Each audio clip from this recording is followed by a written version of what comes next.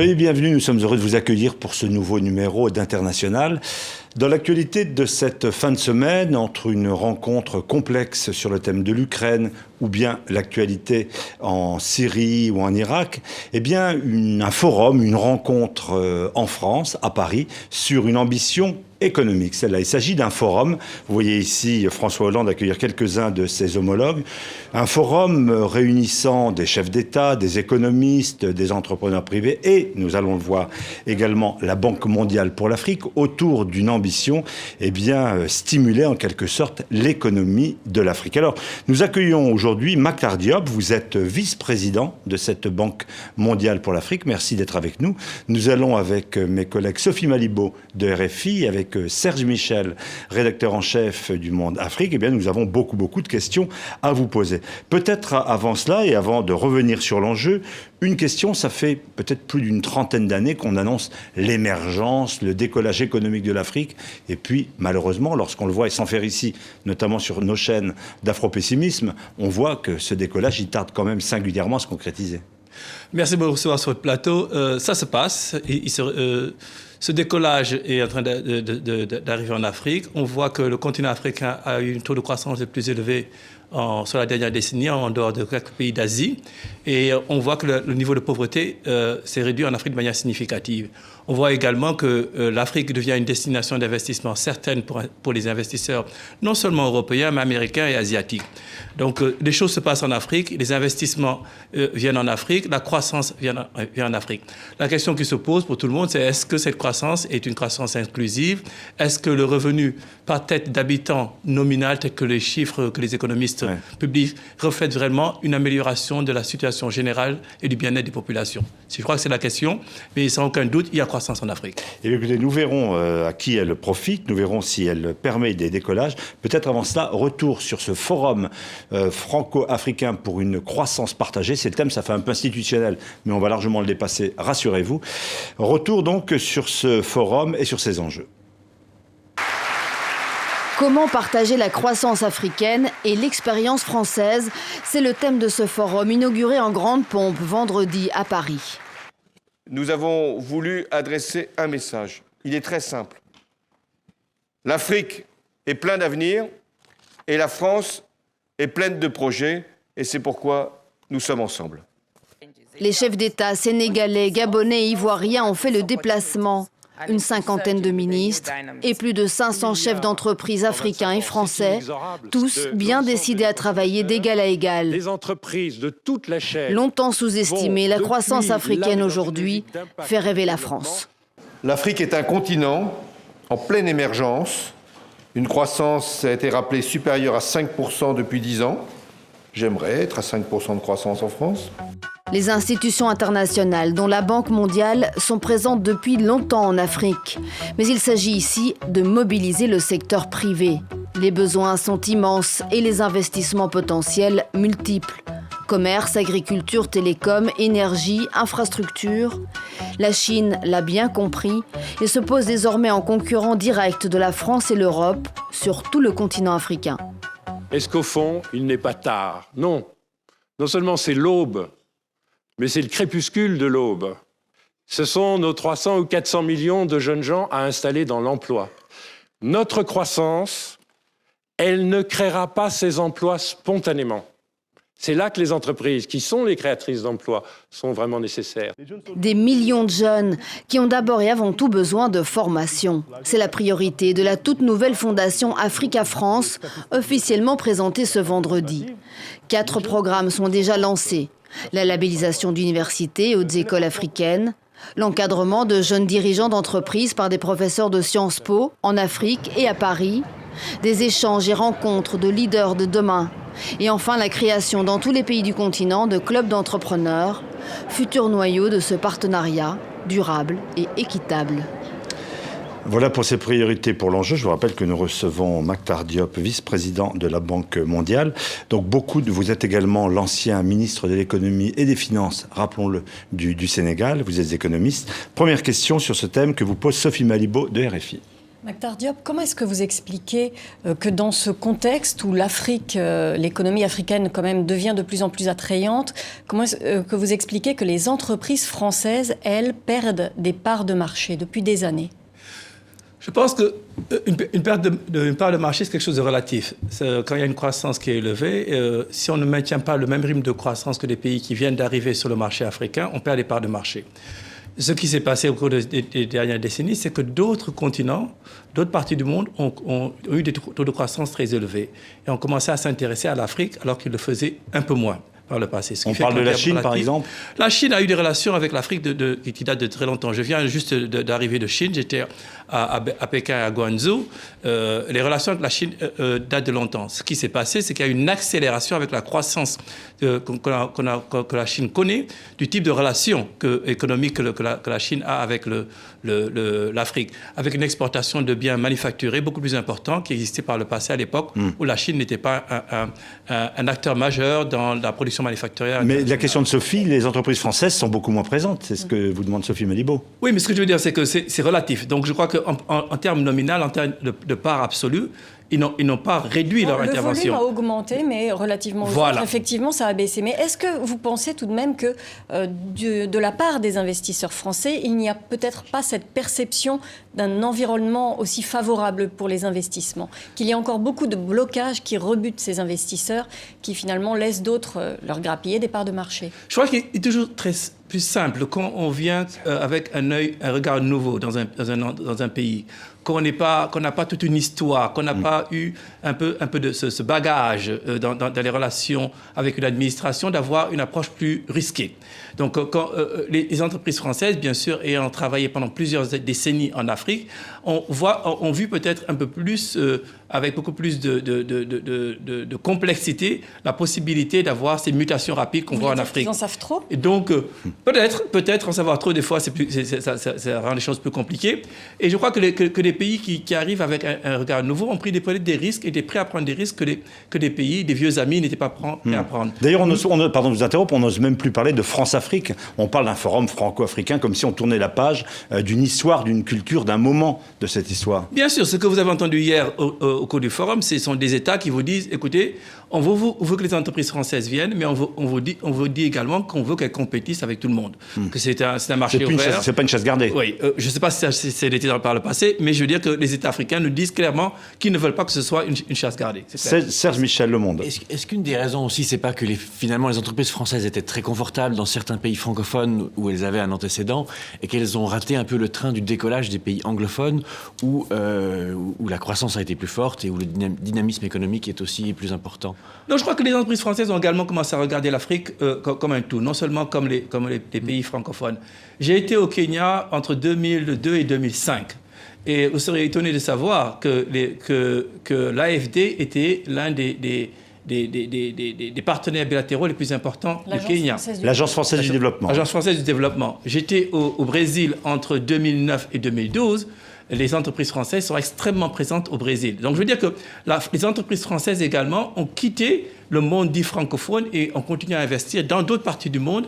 Et ce qui fait que leur stratégie a été beaucoup plus diversifiée et beaucoup moins centrée sur les pays dits francophones. On entend parfois des reproches de la part de chefs d'État ou de responsables africains disant que la France a moins d'appétence, moins d'envie d'aller sur le continent noir, d'aller en Afrique parce que c'est un peu risqué, il n'y a pas forcément de sécurité juridique, il y a la guerre, on en parlera, il y a Ebola, etc. Bref, il y a aussi un moindre envie d'investisseurs français de faire confiance à l'Afrique. Non, je crois que le monde a évolué. Les entreprises françaises s'adaptent à l'évolution du monde. Il y a 20 ans, 30 ans, l'Asie n'était pas aussi importante pour les entreprises françaises. Et c'est normal que dans une entreprise, qu'on définisse sa stratégie, qu'on regarde un peu les points de croissance. Il y avait une croissance très, très élevée en Asie. Les entreprises françaises ont plus regardé l'Asie. Il y a eu l'ouverture d'une partie de l'Europe. Les entreprises françaises ont regardé ces opportunités. Et bien sûr, on répartit, on distribué leurs risques et leurs intérêts sur cette partie du monde. Je crois que maintenant, ce qu'elle constate, c'est que l'Afrique, dans le même temps, n'est pas restée inactive. Il y a eu des trous de croissance. Et je crois que maintenant, il y a un recentrage des entreprises françaises dans leur stratégie sur l'Afrique en disant que ce qu'ils ont pu obtenir en Asie, ce qu'ils ont pu obtenir dans une partie de l'Europe qui s'est ouverte à l'économie de marché. La même chose est possible en Afrique. Et je crois qu'il y a cette transition qui est en train de s'effectuer. Sophie Malibaud, RFI. La croissance autour de 5%, 4-5%, c'est tout de même pas ce qu'il faudrait pour un véritable décollage de l'Afrique, pour l'émergence d'une classe moyenne qui pourrait tirer la croissance. Comment ça se fait qu'on n'arrive pas à ces taux de croissance à 2 chiffres qu'on a eu en Asie? Tous les pays émergents qui sont passés par là, ils arrivent à des taux de croissance à 2 chiffres avant que ça redevienne plus. 5% d'une croissance qui est très très faible, d'un PIB qui est très très faible, c'est pas grand-chose. D'abord, laissez-moi dire 2-3 choses au sujet du PIB. Le PIB est sous-estimé en Afrique. Et je crois que la réévaluation du PIB du Nigeria, de près de 80%, du Ghana, du Kenya, montre qu'il y a une sous-estimation du PIB africain. Première chose. Donc vous dites que l'Afrique, on ne fait pas une émission pour des économistes, vous dites que l'Afrique va mieux que ce que les chiffres indiquent. L'Afrique est beaucoup plus importante économiquement qu'elle n'est représentée dans les chiffres officiels. Poursuivez. Parce que les systèmes statistiques ne sont pas aussi solides. Et je crois que ce qui s'est passé au Nigeria, avec ce qui s'appelle le rebasing de leur PIB au Ghana, a recalculé, a permis de montrer qu'en réalité, c'était 80% de plus. La richesse produite en un an. Voilà. C'est comme ça qu'ils sont passés d'ailleurs devant l'Afrique du Sud. Exactement. Et je crois que cet exercice va être reproduit dans un certain nombre de pays africains. On va avoir une différence. Mais pour en revenir à votre question, un taux de croissance de 5%, bien sûr, c'est bien. Est-ce que c'est suffisant? Non. Les pays africains veulent tous avoir des taux de croissance plus élevés. Mais n'oublions pas que ça s'est passé dans un contexte très difficile. Nous avons eu en 2008 et 2009 une des crises les plus importantes de l'histoire économique récente. Et malgré cela, les pays ont réussi à maintenir le cap et à maintenir ce taux de croissance. Et ce n'est pas de la chance. Et je veux dire que c'est extrêmement important de le dire. Parce qu'on parle souvent de l'évolution des prix des matières premières en disant que les pays africains ont cru, etc. Mais ce que l'Afrique est en train aujourd'hui de récolter, c'est l'ensemble des efforts qui ont été faits dans les années 80 et 90. Je me souviens, quand j'étais jeune économiste, que nous travaillions sur les réformes structurelles en Afrique, on disait que c'était compliqué, c'était l'ajustement structurel, etc. C'est cela, c'est cet effort, c'est cet réajustement des économies africaines qui a permis aujourd'hui d'avoir en Afrique ce taux de croissance de 5%. Maintenant, est-ce que c'est suffisant? Non. Est-ce que c'est une croissance qui est inclusive? Pas assez.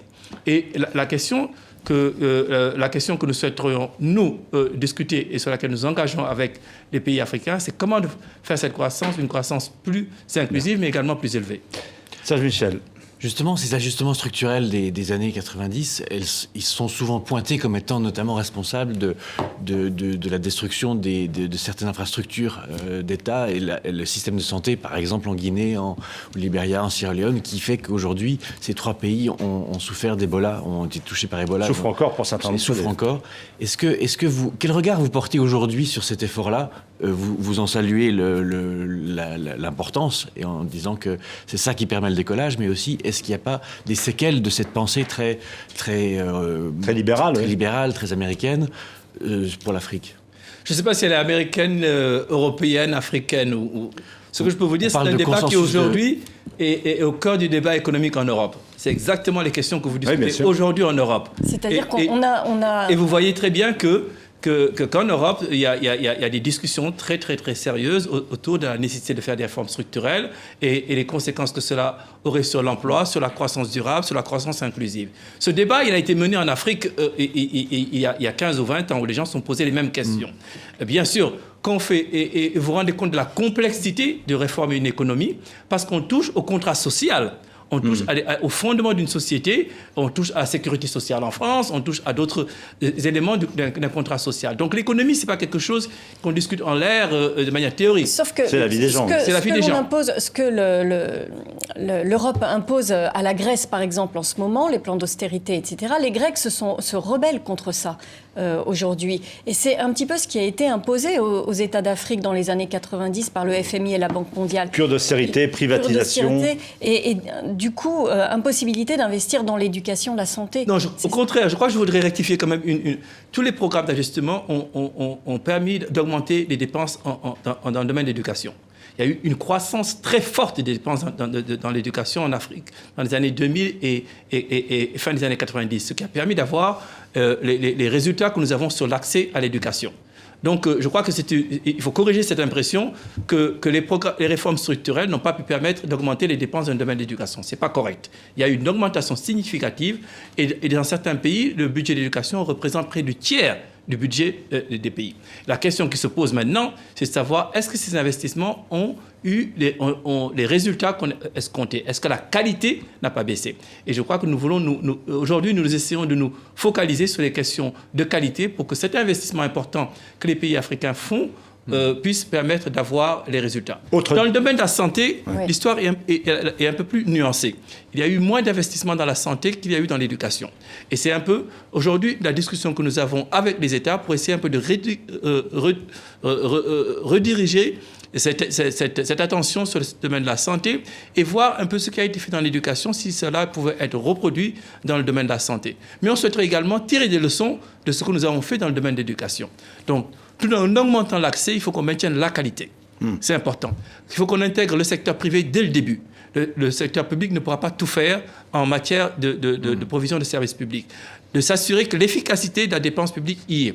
Parce que quand même, on a eu encore, dans le domaine de l'éducation, des questions telles que l'absentéisme, etc., qui affectent la qualité de la dépense publique. L'une des difficultés que l'on rencontre, c'est que certains des jeunes diplômés en Afrique ne trouvent pas de travail sur place, et il y a donc une expatriation, une perte de cette qualité des élites qui sont formées en Afrique, qui vont chercher du travail au Canada, en Europe ou ailleurs, ou dans les continents émergents.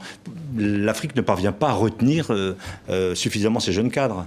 Je crois qu'au niveau de la formation supérieure, des cadres, comme vous le dites, qui n'est pas l'essentiel de la question d'éducation, je crois qu'on pourra y revenir, il y a une inadéquation entre la formation et la demande du marché du travail.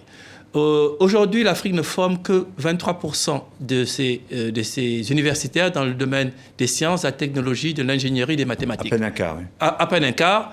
La Chine forme le double en pourcentage. Donc c'est très simple. Et vous verrez une corrélation très forte entre les résultats. Il y a cet exercice qui s'appelle le PISA, qui permet de voir un peu la qualité de la formation dans l'éducation et dans l'éducation. Et il est très clair que les pays qui ont un niveau de formation scientifique plus élevé ont des taux de croissance plus élevés. Donc ce que nous souhaiterons faire, c'est avoir une part de gens formés dans le domaine des sciences, de la technologie, de l'ingénierie et des mathématiques qui soit beaucoup plus élevée et qui permettent une absorption du marché de travail. Tous les ingénieurs qui sont formés en Afrique ne chôment pas. Je prends l'école polytechnique de Dakar. Vous avez eu un jeune qui sort de cette école qui était dans un des panels hier. Il a une start-up, il fonctionne. Les entreprises françaises qui investissent dans les domaines emploient ces ingénieurs. Donc je crois que c'est plus une question d'adéquation, formation, emploi. Et Serge Michel, d'où ça vient ce travers enfin pas ce travers, mais disons cette... on voit par exemple à l'université de Dakar, Cheikh Anta Diop, que beaucoup d'Africains rêvent d'étudier les sciences humaines, la littérature, etc.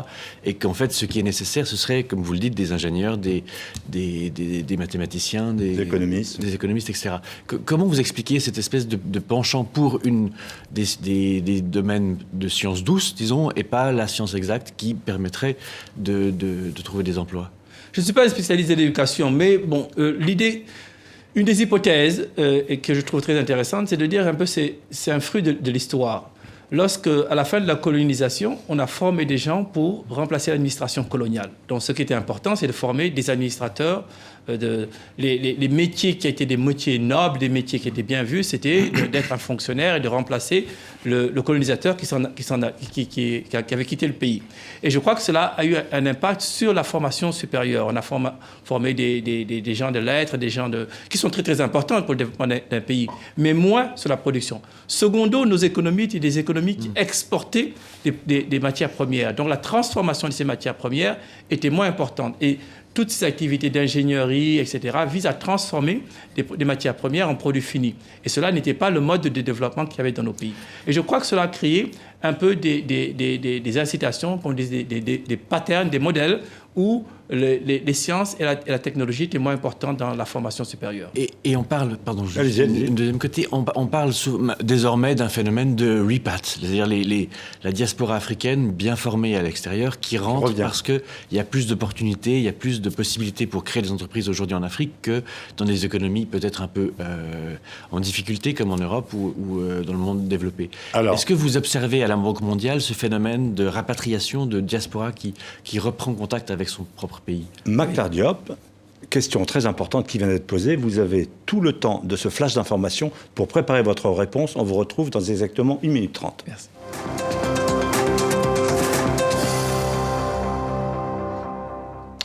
Retour à International, vous êtes sur les antennes de TV5 Monde, de Radio France Internationale, émission réalisée en partenariat avec notre confrère Le Monde. Et nous recevons aujourd'hui Maktar Diop, vice-président de la Banque mondiale. Merci d'être avec nous.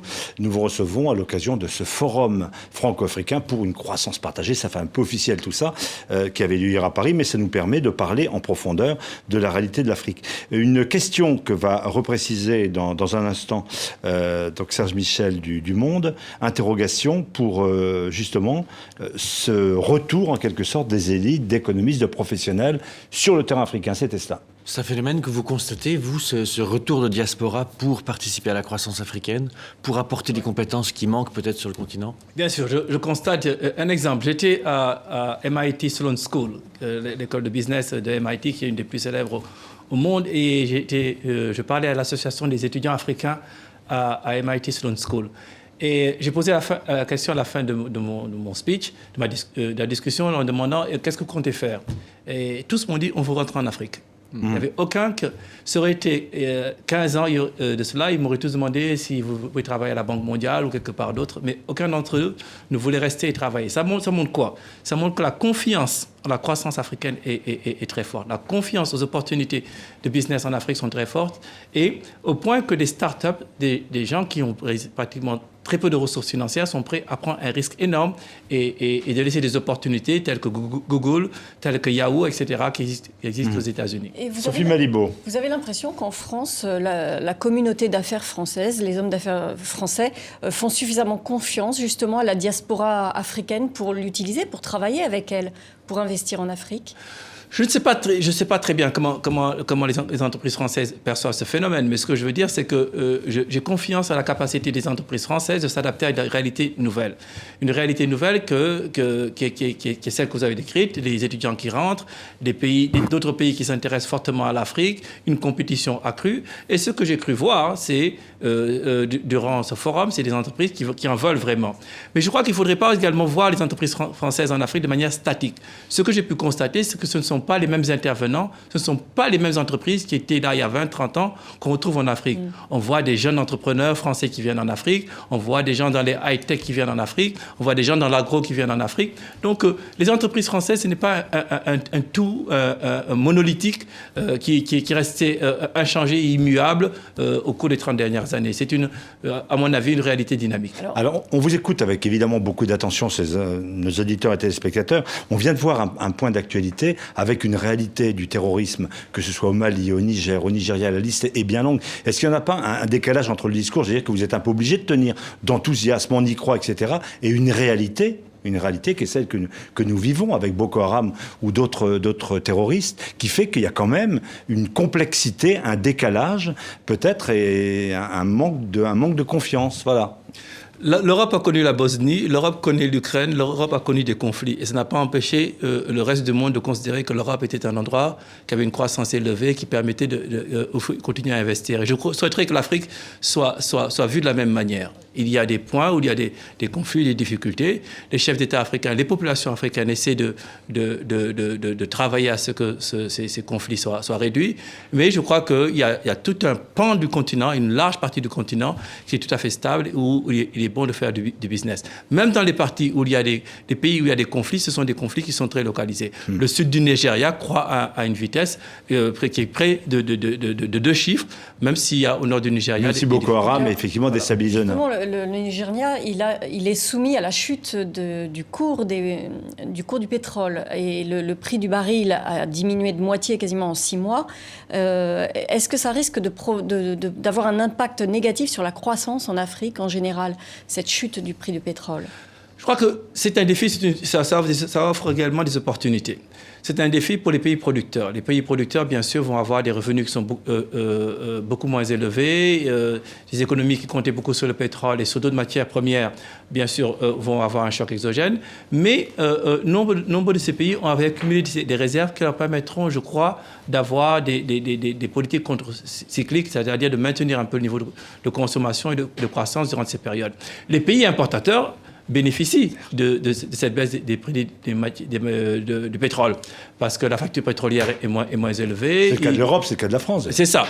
Et Et ils peuvent prendre saisir cette opportunité vraiment pour faire certaines réformes. En particulier, enlever toutes les subventions qu'il y avait dans certains pays sur les produits pétroliers.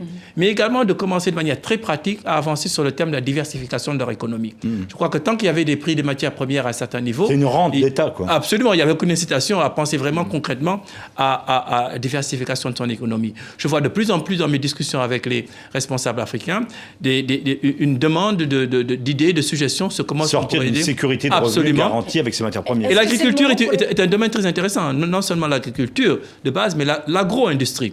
On pourrait créer de la valeur ajoutée, mais également le commerce interafricain qui a augmenté de manière significative. Donc je crois qu'il y a des choses qui se passent à ce niveau. Et c'est le moment des réformes.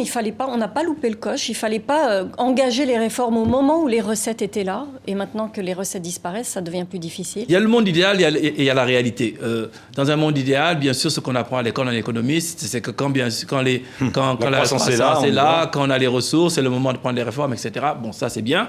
On le fait quand c'est possible. Mais il y a la réalité, il y a le monde politique. Ce qui se passe, c'est qu'aujourd'hui, je sens une volonté de reprendre certaines réformes qui avaient été un peu ralenties à un moment où il y avait moins de contraintes financières. Et je crois que ma responsabilité en tant que vice-président de la région Afrique, c'est de saisir ces opportunités, de travailler avec les États et de mettre en place ces réformes quand il y a la volonté politique et quand les conditions sont réunies. Serge Michel, Le Monde. Le Nigeria va connaître une élection très importante, c'est dans une semaine. Quel regard vous portez sur ce pays qui, à bien des égards, est un modèle de vos modèles à vous, c'est-à-dire il y a un vrai esprit entrepreneurial, il y a des élites qui sont capables de mener des réformes, c'est un pays qui est très développé, et par ailleurs, il y a au nord une guérilla qui est épouvantable et qui est en train de gangréner toute la région, Cameroun, Niger, etc. Comment vous analysez le fait que le pays qui a connu une des plus fortes croissances, dont le PIB est devenu le plus important en Afrique, grâce au recalcul dont vous parliez, est aussi celui qui va peut-être couler toute une partie de la région par la violence qui s'y exerce. Puissant et fragile, donc. Non, je crois que ce que le Nigeria est en train un peu, c'est la réalité de notre continent. Avec un résumé de l'Afrique. Un peu, ses aspects positifs, ses complexités, ses fragilités. C'est un pays qui a eu une croissance très très forte, et je crois particulièrement dans le sud du pays. Et il faudrait continuer à accompagner cela. Dans le même temps, il y a eu un certain nombre de défis qui sont liés à l'inclusion et à certaines disparités régionales qu'il faut prendre en compte. Et ce n'est pas seulement le Nigeria. C'était le Mali, c'était d'autres pays en Afrique. Et c'est ce qui s'est passé également en Europe.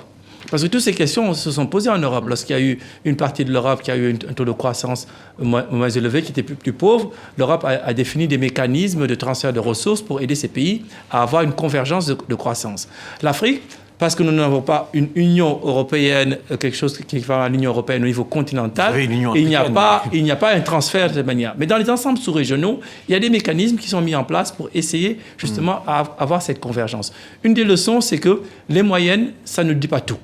Il faut également voir les disparités dans le pays, aussi bien régional qu'au niveau des revenus. Donc, on va mettre un accent beaucoup plus élevé sur les disparités régionales pour voir un peu comment ces disparités régionales peuvent être réduites dans les pays. Je comprends bien qu'il y a deux régions au Nigeria. Il y a le sud... Et ce n'est pas spécifique au Nigeria, je le répète. Un taux de croissance très fort, et puis le nord qui connaît ces violences. Mais là, il y a une élection qui sera nationale, qui va du coup remettre tous les problèmes au même endroit. Est-ce que ces élections, et il y en a beaucoup en Afrique cette année, pour vous, économistes, pour vous qui essayez de parler avec des gouvernements, c'est un problème. C'est-à-dire que vous risquez de voir basculer des pays dans d'autres façons de fonctionner. Est-ce que l'élection du Nigeria de la semaine prochaine, comment vous l'appréhendez vous-même? Nous souhaitons que ce soit des élections qui se déroulent de manière démocratique. Il y a des conditions qui sont assez difficiles. Quand je parle aux responsables nigérians, ils sont également extrêmement motivés pour qu'il y ait des élections qui se passent aussi bien au nord, au sud, sur l'ensemble du territoire. À ce jour, l'ensemble de la classe politique nigériane a été très clair. Ils veulent que ce soit des élections pacifiques et des élections qui se tiennent sur l'ensemble du pays. Il va y avoir des difficultés. Il va y avoir des difficultés dans la mise en œuvre de cela. Je crois que ce qui est plus important, c'est d'aider à résoudre ces problèmes que de se focaliser sur les difficultés que ces pays vont connaître. Et il n'y a pas moyen d'anticiper cette crise avant avant que la mauvaise tenue du scrutin puisse provoquer des troubles? Je crois que l'ensemble de la communauté internationale est en train de voir ce qu'il peut faire. Les autorités nigérianes, le Nigeria a fait un effort important en disant aujourd'hui à 7500 Africains, une troupe régionale, de les aider à régler la question de l'instabilité dans le Nord. C'est un geste très fort.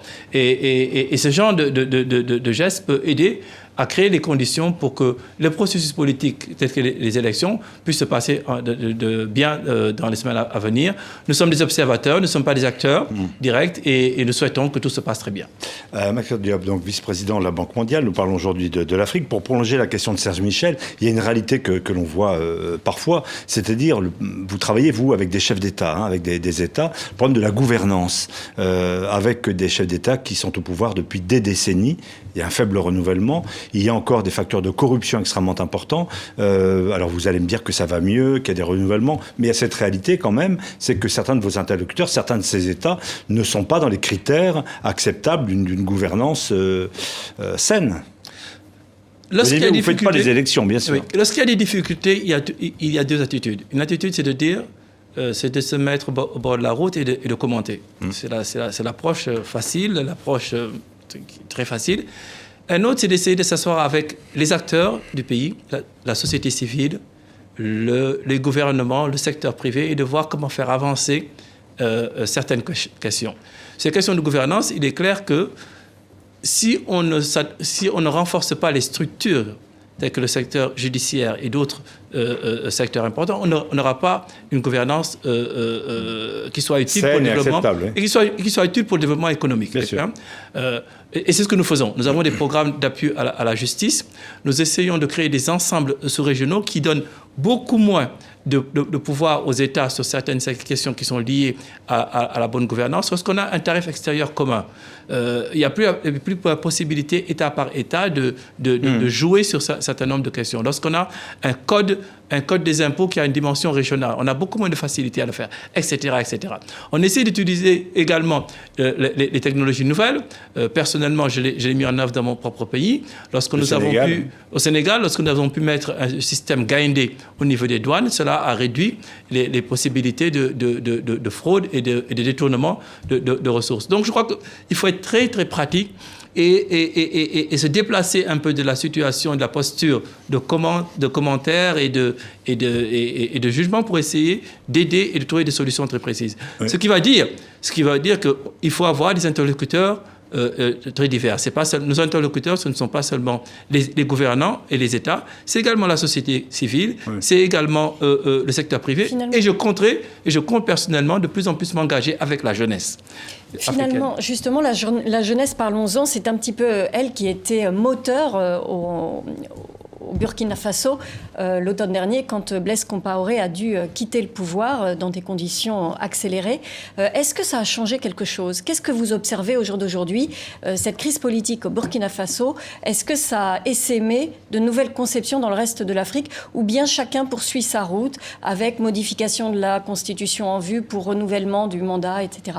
Comment est-ce que vous percevez le climat actuellement? Je crois que ce qui s'est passé au Burkina a été un signal fort pour tout le monde.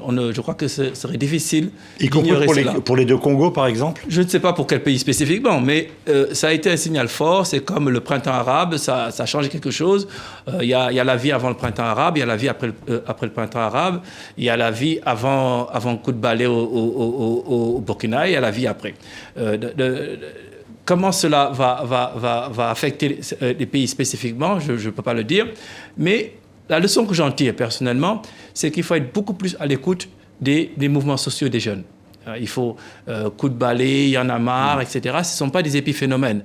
Je crois que ça deviendra de plus en plus un thermomètre, une manière de juger ce qui se passe et de sentir un peu ce qui se passe dans nos pays. Est-ce que c'est l'un de vos critères suffisants, pardon de vous interrompre, l'un de vos critères suffisants, la Banque mondiale, de dire on investit ou on donne des crédits là où la gouvernance est le plus satisfaisante pour peser sur ce renouvellement ou sur des critères de gouvernance acceptables? D'abord, on essaie d'écouter les gens et de savoir ce qui se passe dans les vies. Je compte, par exemple, au cours de l'année, dès que les conditions sont réunies, regrouper des jeunes hein, ces jeunes de Y'en a marre, de Coup de balai, etc., et de les écouter. C'est-à-dire, qu'est-ce qu'on peut faire de mieux dans vos pays? Vous avez des idées, vous êtes engagés dans les mouvements sociaux dans vos pays, vous êtes la jeunesse, on parle souvent en votre nom, mais dites-moi directement ce que vous pensez et qu'est-ce qu'on peut faire de mieux. Et je serai à leur écoute. Et certainement, de cette discussion sortiront des idées et des suggestions qui nous permettront de mieux orienter notre travail. Alors, souvent... Cela ira au-delà de ce que nous-mêmes pouvons penser comme étant les meilleures solutions pour régler les questions de gouvernance et les meilleurs moyens, instruments que nous pourrions utiliser pour renforcer cette gouvernance. Parce que souvent, ces jeunes, ils sont au chômage, ils n'ont pas de travail. Pas toujours. Une grande partie de la jeunesse africaine, quand même, est assez désœuvrée, et notamment parce que les économies africaines ne sont pas très diversifiées. Évidemment, il y a des pays plus ou moins diversifiés, mais encore des économies qui reposent beaucoup sur les exportations de matières premières. Est-ce que vous avez l'impression que la Banque mondiale a aidé à la diversification des économies en Afrique? Nous avons aidé, nous avons contribué à cela en essayant de d'abord créer un environnement qui soit attractif pour tout le monde. Mais il reste beaucoup à faire. Attractif pour tout le monde. Ce sont des questions complexes. Une transformation structurelle d'une économie, qui est un peu la question dont vous parlez, requiert un certain nombre de conditions. Il faut y avoir une adéquation entre l'emploi et la formation. On veut bien investir dans un pays, on veut bien le diversifier, mais si on ne trouve pas de gens qui soient formés dans ce domaine, on ne peut pas investir dans ce domaine. On a beaucoup parlé de l'enseignement supérieur, on a beaucoup parlé de l'éducation, de l'élite, mais on n'a pas beaucoup parlé de la formation professionnelle et technique. Et c'est là également qu'on pourra, en faisant beaucoup plus dans ce domaine, qu'on pourra vraiment créer ces emplois qui permettront aux gens à ces jeunesses d'être employés. Secondo, il y a tout le secteur de l'agriculture. C'est un secteur où il y a eu une croissance très faible au cours des dernières décennies. Il y a eu toutes les surfaces irriguées en Afrique sont réduites. On continue à avoir une agriculture pluviale. On a un accès à la technologie qui est extrêmement bas en général en Afrique. Il faut que tout cela change et de change de manière radicale. Enfin, il faut qu'il y ait des facteurs de production minimum tels que l'énergie qui soient accessibles et à un coût qui soit acceptable. Nous sommes en train de travailler sur tous ces axes et nous faisons des progrès importants. Nous espérons pouvoir avoir ce que les anglophones appellent le West Africa Power Pool, qui est le réseau, le network d'interconnectivité entre les pays en matière d'électricité. On compte faire des progrès significatifs cette année. On est en train de pousser pour la formation professionnelle. On est en train de pousser pour mettre à plat et simplifier le régime de fiscalité, etc., etc. Serge Michel. Bon, j'ai plusieurs questions, mais d'abord, je suis frappé par la recherche, le besoin de chercher toujours un pays modèle en Afrique qui ferait ce qu'il faut. Et on a cru à certains moments à certains modèles, et à chaque fois, il y a eu des problèmes aussi. Aujourd'hui, quels sont les pays africains ou le pays africain où vous pensez que les choses se passent bien, qui peut servir de modèle en quelque sorte. Avec une gouvernance intelligente, avec un dynamisme du secteur privé, etc. Quel est le pays que vous trouvez inspirant pour vous en Afrique ? Je préfère le terme inspirant que le terme modèle. En Europe, c'est le même débat. Est-ce qu'il y a un pays modèle? Et je crois qu'aucun pays européen ne voudrait qu'on considère que son voisin est le modèle à suivre. Et je ne crois pas qu'il y ait un modèle. Pourquoi? Parce que, alors, les pays inspirants, pour être plus précis. Pourquoi je dis qu'il ne faudrait pas un modèle? C'est peut-être une des erreurs des années 80, de croire qu'il y a une formule magique qui pourrait être appliquée dans tous les pays, dans toutes les conditions et qui donnerait les mêmes résultats. Et je crois que cela a été une erreur. Il est clair qu'il y a des principes économiques généraux, des principes fondamentaux, l'efficacité de la dépense publique, les équilibres macroéconomiques, la bonne gouvernance. Ce sont des principes généraux qu'on applique dans les conditions du pays qui sont liés aux institutions. Et les institutions sont largement ancrées dans l'histoire d'un pays. Donc, ce qui va se passer dans chaque pays, ce sera un peu une sauce gombo qui sera un mélange un peu plus de piment, un peu plus de sel, un peu plus de tomates, mais ce ne sera pas une recette qu'on prendra dans un livre et qu'on appliquera. Maintenant, il y a des pays qui font de très bonnes choses. Le Botswana a eu des taux de croissance élevés. Le Rwanda, qui sortait de conflit, a réussi à croître. La RDC, qui sortait d'un conflit, a pu avoir des taux de croissance à 2 chiffres. La Côte d'Ivoire, qui sort d'un conflit, un taux de croissance qui va être de 10% l'année prochaine. La croissance, ça ne se mange pas. Les populations n'ont pas forcément l'impression d'accéder à cette amélioration que donnent les chiffres.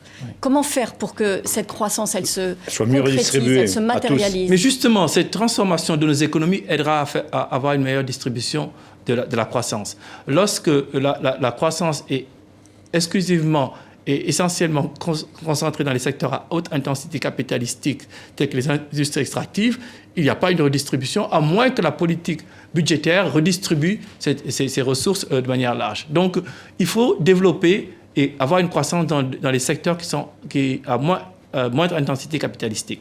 Deuxièmement... En clair, excusez-moi, vous faites pas un... En termes clairs, moins dans les mines, moins dans le pétrole, voilà. Et moins dans ces choses. Et donc où? Et plus l'agriculture, les services, les services avec toute la gamme que nous avons dans les services. Et l'industrialisation, oui. La transformation? Absolument. Et ça commence déjà. Ça commence déjà en Éthiopie. Un certain nombre d'investisseurs sont en train d'investir dans des zones industrielles que nous appuyons. Le Sénégal compte de faire la même chose avec l'UNIDO. Et nous sommes en train d'engager un programme, une collaboration avec l'UNIDO pour pouvoir justement aider à ces politiques d'industrialisation en Afrique. Serge Michel. On dit souvent qu'au fond, l'avenir de l'Afrique, c'est d'arriver à intégrer davantage ces économies, ces pays, d'augmenter la circulation infra-africaine. Il y a encore des cas où pour passer d'une capitale à l'autre, il faut passer de la première capitale à Paris et ensuite retourner dans la suivante pour pouvoir se faire un vol interafricain. Est-ce que vous observez, vous, de Washington, où vous êtes la plupart du temps, je pense, ce mouvement d'intégration africaine qui correspond aussi un peu à ce qui s'est passé en Europe d'intégration européenne. Est-ce que vous voyez des signes encourageants de frontières qui se baissent, de pays qui collaborent alors qu'ils ne le faisaient pas? Est-ce qu'il y a un phénomène en cours ou est-ce que c'est encore une illusion et une sorte de panafricanisme de grand-papa qui... Non, c'est pas une illusion, c'est une réalité. Il y a eu, on a doublé les investissements directs du secteur privé interafricain. C'est-à-dire, on a des Dangote qui investissent en Afrique de l'Ouest, on a des Alemayo qui investissent... Dangote qui est l'homme le plus riche d'Afrique. Le plus riche d'Afrique, oui. qui était un Nigérian, qui fait un travail de secteur privé assez impressionnant. Et donc, nous voyons des phénomènes de cette nature. Et je crois que le secteur privé est une indication très claire de la confiance que les pays, qu'il y a en Afrique entre pays. Secondo, il y a une réduction, une augmentation du trafic régional. Au cours des 6 derniers mois, les présidents du Rwanda, de l'Ouganda, du Kenya se réunissent tous les 2 mois et ont décidé de réduire toutes les barrières administratives au commerce. Résultat, sans investissement supplémentaire, ils ont réussi à réduire le coût de transport d'un conteneur de Mombasa à Kampala, juste en enlevant toutes les barrières administratives. Les choses bougent, l'intégration régionale est en train de se développer, et cela se traduit par le fait que la demande sur ce qu'on appelle notre fenêtre de projets régionaux, et il y a une subscription qui est beaucoup plus trop élevée, et aujourd'hui nous essayons d'avoir des ressources supplémentaires pour les projets régionaux. Sophie Malibaud. Tout de même, je ne voudrais pas qu'on minimise le danger terroriste dans la bande sahélo-saharienne, Boko Haram, mais aussi AQMI et ses différentes licences. Est-ce que vous avez l'impression que le monde prend conscience qu'il faut aider l'Afrique pour se débarrasser de cette plaie? Est-ce que vous avez l'impression qu'il y a suffisamment d'assistance pour éviter que ce mal ne gangrène le continent? Et est-ce que l'Afrique, je prends la question, est-ce que l'Afrique s'organise aussi elle-même, sans peut-être attendre du Nord ce coup de main? Est-ce qu'elle est mobilisée suffisamment? L'Afrique est mobilisée et ce qui s'est passé récemment à l'Union africaine est très clair. Le discours du président Déby était « Nous, Africains, pouvons régler nos problèmes, nous devons nous mobiliser et nous allons le faire ». Ils ont mis 7500 troupes pour ça essayer suffit de... Je ne sais pas si ça suffit, je ne suis pas militaire, mais c'est un signe important. Mais je crois que vous mettez l'accent sur quelque chose d'important.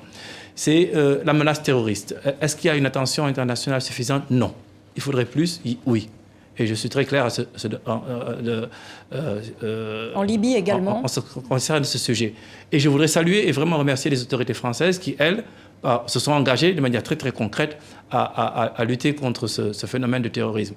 Mais il faudrait beaucoup plus, une attention internationale beaucoup plus soutenue que ce que la France est en train de faire, que d'autres pays également le fassent, pour pouvoir justement aider à lutter contre ce phénomène. On attend l'Angleterre, l'Allemagne, tous ces pays qui affectent vraiment la croissance en Afrique. Qui ne bougent pas beaucoup. L'Angleterre est complètement absente de ce phénomène. Oui. Merci en tout cas d'avoir répondu à notre invitation, Makhtar Diop. Vous êtes vice-président de la Banque mondiale, ancien ministre de l'économie et des finances du Sénégal. Merci pour ce regard sur la réalité économique de l'Afrique, en espérant que l'Afrique elle-même soit aussi solidaire d'elle-même et que l'Union africaine soit aussi votre interlocuteur, fonctionne mieux peut-être dans ce domaine. Merci à vous de nous avoir suivis. On se retrouve la semaine prochaine pour un autre invité. Nous serons au Liban. Nous verrons également comment vit ce pays. D'ici là, là, excellente suite de programmes sur les antennes de RFI, de TV5 Monde et également à la lecture des colonnes du quotidien Le Monde. Merci.